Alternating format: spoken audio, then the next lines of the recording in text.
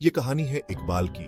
एक 16 साल का बच्चा जो अपने अब्बू के साथ एक छोटे से गांव में रहता था। इकबाल के पिता बीमार थे, इसलिए इकबाल को ही काम करके घर चलाना पड़ता था। एक दिन अचानक उसके अब्बू की तबीयत कुछ ज्यादा खराब हो गई और उसके अब्बू का देहांत हो गया। इकबाल की मदद करने वाला कोई नहीं था, इसीलिए इकबाल खुद अपने अब्बू को कब्रिस्तान ले गया। वो अकेला सब कुछ कर रहा था। कब्र खोदते खोदते कब दोपहर से शाम और शाम से रात हो गई, उसे कुछ पता ही नहीं चला।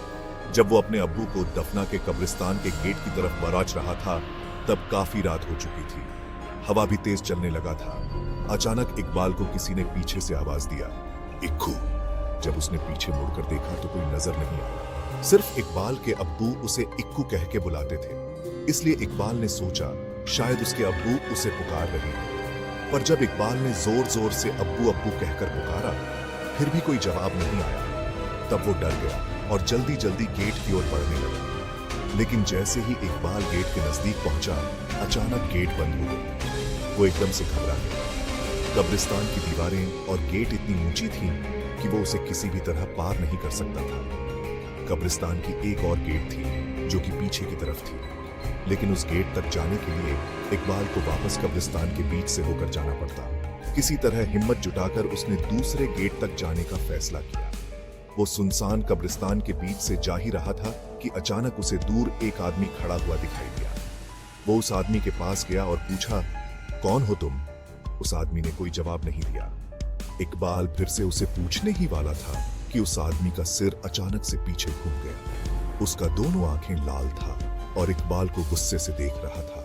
ये देखकर इकबाल जोर से चिल्लाया और भागने लगा। भागते भागते वो एक पेड़ के पास जाकर रुका और किसी तरह वहीं पे रात गुजारने का फैसला किया। कुछ ही देर में उसके चारों तरफ कोहरा छाने लगा। अचानक उसने कोहरे में एक औरत को भागते हुए देखा। उस औरत के पीछे पीछे एक बच्चा भी भाग रहा था और उस बच्चे के पीछे एक और औरत भाग रही थी। लेकिन वो औरत भागते भागते अचानक रुक गई और इकबाल की तरफ आने लगी। जैसे ही कोहरा हटा, उस औरत की चेहरा इकबाल को साफ साफ दिखने लगी।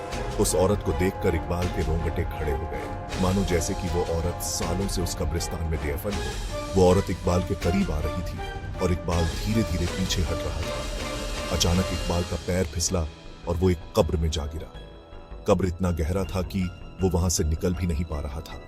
उसे लगा कि कोई उसे जमीन के अंदर खींच रही है। जब वो पीछे मुड़ा तो देखा कि वही औरत उसे खींच रही है। उसका आधा शरीर जमीन के अंदर जा चुका था कि अचानक उसे लगा कोई उसका हाथ पकड़ के ऊपर खींच रहा है।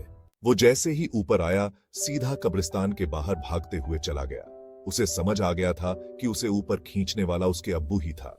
इसीलिए कहते हैं, जो आपसे सच्चा प्यार करता है वो आपको मरने के बाद भी मदद करता है।